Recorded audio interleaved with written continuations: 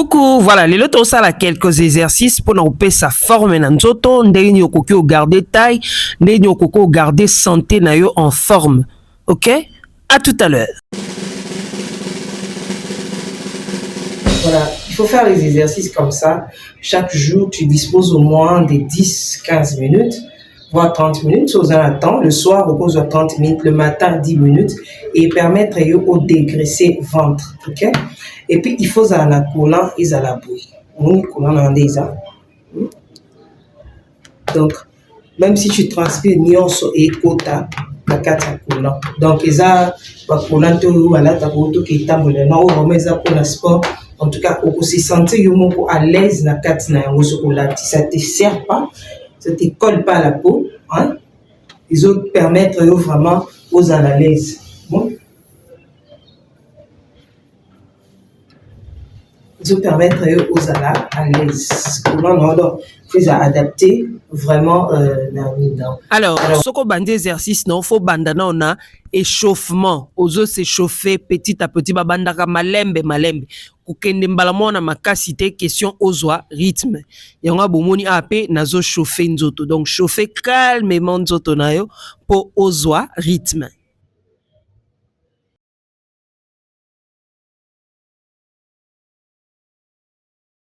Alors, premier exercice na biso eza ponako kitisa libumu. Bomoni position na osala, eza que faut sala malembe, ça va te permettre à ce que au dégraisser ventre na yo. Alors, bomoni ke na mutu na tche oreiller ya kiti. Soko za na oreiller ya kiti te lukelo nyonso ekozala sous forme à coussin aux yeux déposés. Alors, pour s'allonger, nga na zo s'allonger na nga boye na ba carreau pour na misana. Mais normalement, ezaka na tapis oyo basali la. So pesate yo pe s'allonger ka boye. Question kaka opesa forme ozwa rythme.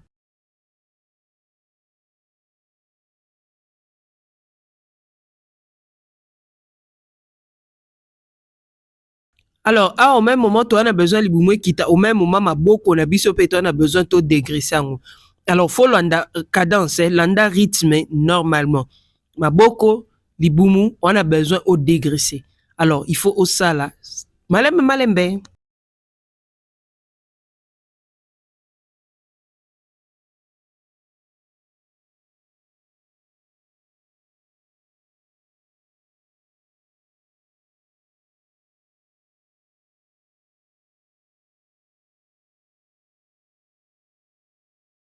Voilà, tu continuer la même technique. Tu as besoin de dégraisser ma boko, coco de saliboumou.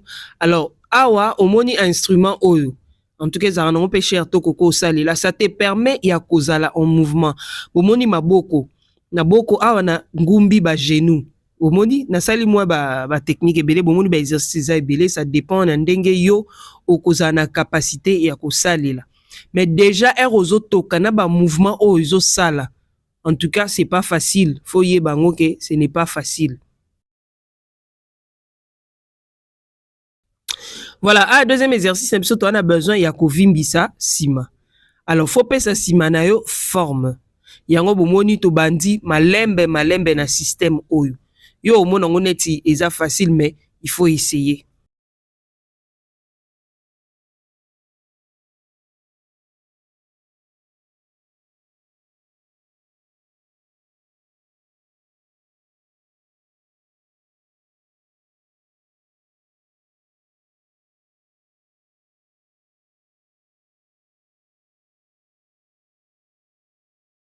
Bien, il y a mouvement ezala que ozo kotisa libumu, ozo vimbisa sima, ozo kotisa libumu, ozo vimbisa sima. Donc, question est que les deux côtés eza en mouvement, les deux côtés eza na réaction.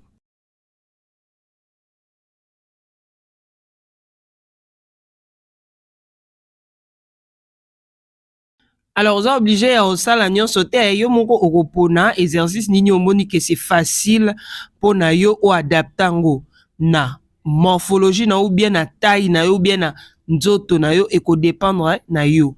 So omoni koza na makasi pe na munene ya makasi banda malembe kolinga te ke o bandango na brutalité. Oza pas obligé ya qu'on réessayer ou bien qu'on recopier tous les exercices au nom la qui ça te.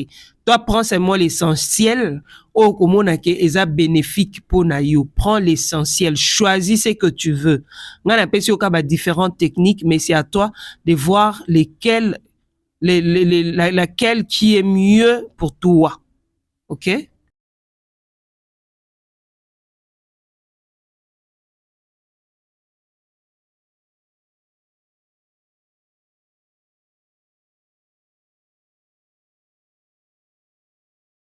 Ne vous en faites pas, ils étaient que nous enchaîné mbalamoko non, oh ils vidéo. Alors faut à un esprit, il y a coupé ma, ils étaient ko banda ko enchaîner mbalamoko parce que yo za Goldberg ou bien so za non. Vous un esprit, il y a coupé ma kende nango molo kende nango malembe. Question il y a coupé ça force na nzoto nao. Alors, awa tosala, tu as besoin ya kokotisa libumu, ya kovimbisa sima, mais au même moment, makolo na biso pe photo dégraisser yango. Alors, okomona ke okopesa souplesse na nzoto na ba mouvement o nyonso ozosala. Vraiment souplesse koya na nzoto. Soki yo moko ozalaka pena souple aussi. Quand tu fais ça, omona ke ba mouvement nyonso na osala et permettre yo oyeba ke okoza na facilité ya ko écarter makolo ti na tel distance. Ko sala te soki opo sala kaka non. Ozo sala faut tenir compte ya nzoto na yo. Ça te permet ya couper sa nzoto partie nyonso ya nzoto forme.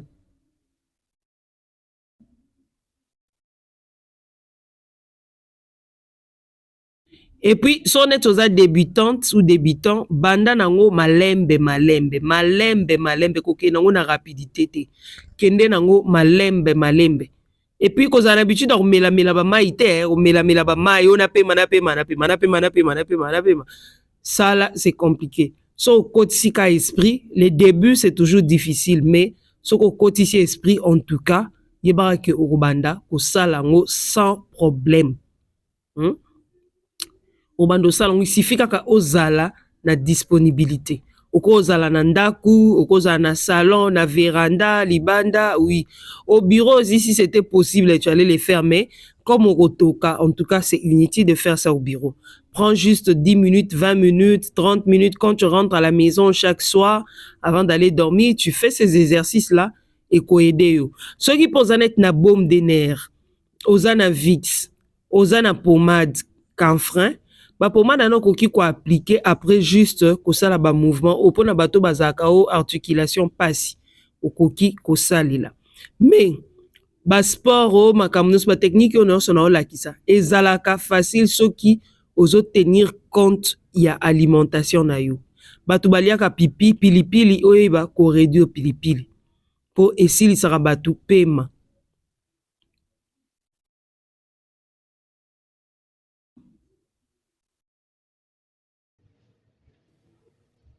Alors, moi na ça ba exercice boye etokisaka makasi. Alors pona oboya mingai na nzoto.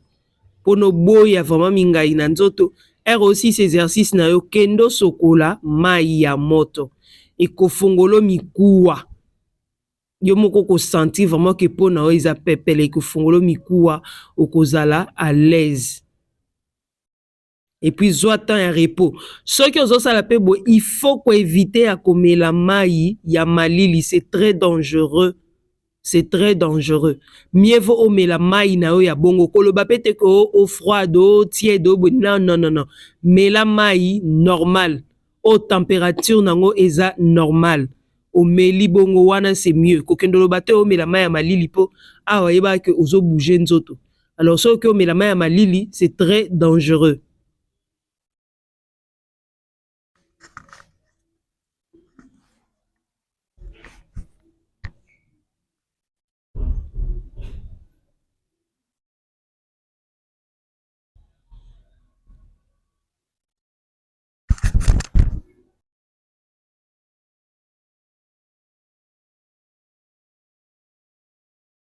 Alors, merci beaucoup de votre soutien. N'oubliez pas de vous abonner, de partager, de liker. Les exercices qui vous permettent, les exercices juste pour les permettre aussi de dégraisser d'autres. ok, au long, la vraiment graisse. Vous avez besoin qu'il y ait une salle à sporter à la maison chez toi. Un salon, un balcon, sur les allées, la véranda, la chambre dans la coucher. Au cours de l'exercice, la pratique peut permettre au qui tisse les boumous, au qui tisse la graisse en zoto. En tout cas, il faut toka. Pour ça, au temps où on dit que naza ya kotoka. Naza vraiment ya kotoka. Il faut toka plus. Un mouton qui est bando bima sur ce que bimo boy. Il faut permettre vraiment aux alas en forme. Il faut permettre non non mouton qui on dit ça là qui la graisse wana et bimak. Alors au début, il sera toujours difficile. Hein.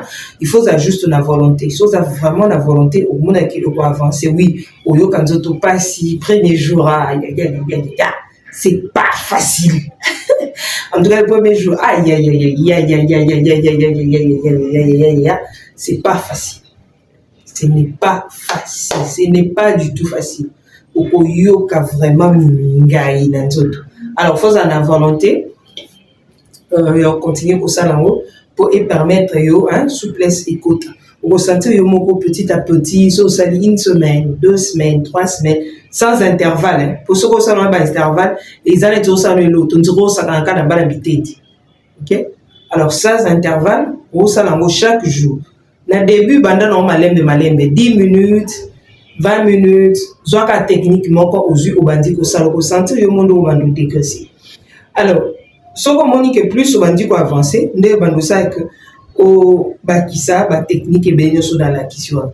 Donc yo zo au moni que ça simple pour na yo en tout cas pour permettre yo di boumou et OK. À cela n'oublie pas on est dans le baki il faut qu'on tenir compte aussi alimentation pour na aux ala la facilité on a au kit. Pour ça tenir compte alimentation là c'est compliqué. C'est compliqué. Voilà. En tout cas check. À bientôt.